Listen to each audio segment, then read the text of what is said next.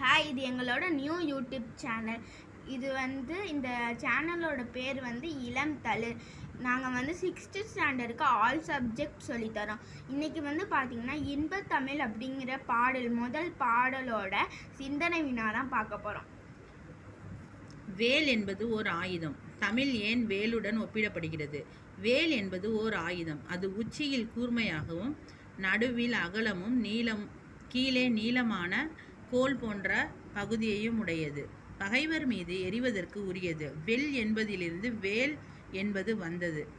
வேல் என்பது ஞானத்தின் அடையாளம் என்பர். அறிவானது கூர்மை, அகலம், ஆழம் ஆகிய பண்புகளை கொண்டிருக்க வேண்டும். தமிழில் அமைந்துள்ள சொற்கள் நுட்பமான கருத்துக்களை கூறுவதற்கும் விரிவாக விளக்குவதற்கும் சிந்தனையை மேலும் மேலும் வளர்ப்பதற்கும் இடம் தரும் இயல்புடையன. புலவர்கள் தகுந்த சொற்களை தக்க இடத்தில் பயன்படுத்துவர், பெருமை அடைவர். எனவே தமிழ் மொழியானது நல்ல புகழ் மிகுந்த புலவர்களுக்கு கூர்மையான வேல் போன்று விளங்குகிறது. இதை கொஞ்சம் உங்களுக்கு ஈஸியாக சொல்லி கொடுக்குறேன்.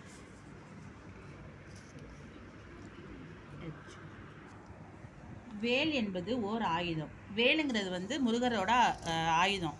அதை வச்சு தான் அவர் பகைவரை வெல்வார். ஓகேவா? அது உச்சியில் கூர்மையும் நடுவில் அகலமும், இந்த பிக்சரை பார்த்துக்கோங்க. உச்சியில் கூர்மையும் நடுவில் அகலமும் கீழே கோல் போன்ற பகுதியும் உடையது. பகைவர் மீது எறிவதற்கு உரியது. அதாவது பகைவரை எனிமிஸை அட்டாக் பண்ணுறதுக்கு இது மாதிரி தான் யூஸ் பண்ணுவாங்க.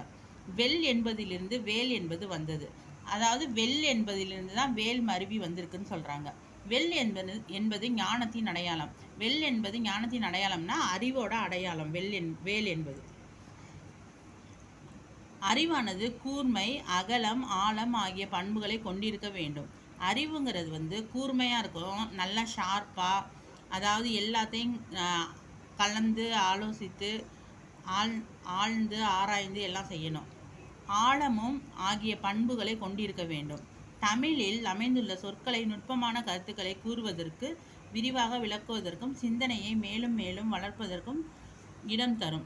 தமிழ் என்ன எப்படி சொல்கிறாங்கனாக்கா, தமிழில் உள்ள அமைந்துள்ள சொற்கள் நுட்பமான கருத்துக்களை, ஒரு கருத்தை சொன்னோம்னா அதை ஆராய்ந்து அதை நம்ம ரிசர்ச் பண்ணி பார்க்குறதுக்கும் அதை சொல்கிறதுக்கும் விரிவாக விளக்குவதற்கும் சிந்தனையை நம்ம நல்லா திங்க் பண்ணுறதுக்கும் மேலும் மேலும் வளர்ப்பதற்கும் இடம் தரும் உடையன. புலவர்கள் தகுந்த சொற்களை தக்க இடத்தில் பயன்படுத்துவர். புலவர்கள் தக்க இடத்துல தகுந்த சொற்களை போடணும். ஏன்னாக்க இப்போ இந்த ராஜாவையோ யாரையாவது வள்ளல் அப்படின்னு புகழ்ந்தாதான் அவங்க அவங்களுக்கு நிறைய எப்படி சொல்கிறது, கிஃப்ட்டு இது மாதிரி பொருள் எல்லாம் கொடுப்பாங்க.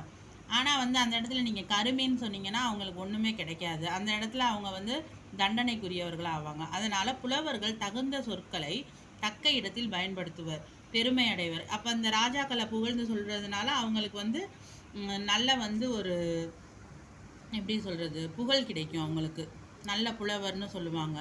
எனவே தமிழ் மொழியானது நல்ல புகழ் மிகுந்த புலவர்களுக்கு கூர்மையான வேல் போன்று விளங்குகிறது. அதனால் நல்ல புலமையை கொடுக்கறது தமிழ்னு சொல்கிறாங்க. அது கூர்மையான வேல் போன்று விளங்குகிறது. அதனால தான் தமிழை வேலோட ஒப்பிட்டு கூறுறாங்க. இது உங்களுக்கு ரொம்ப கஷ்டமாக இருக்கும்னு நினைப்பீங்க. அதை பார்த்தீங்கன்னா நீங்கள் இந்த மாதிரி பண்ணி படிச்சிங்கன்னா உங்களுக்கு ரொம்ப ஈஸியாக இருக்கும். நீங்கள் இந்த மாதிரி உங்களுக்கு நிறைய வீடியோஸ் வேணும்னா, படிக்க வீடியோஸ்லாம் வேணும்னா நீங்கள் எங்களோட சேனலை ஃபாலோ பண்ணுங்கள்.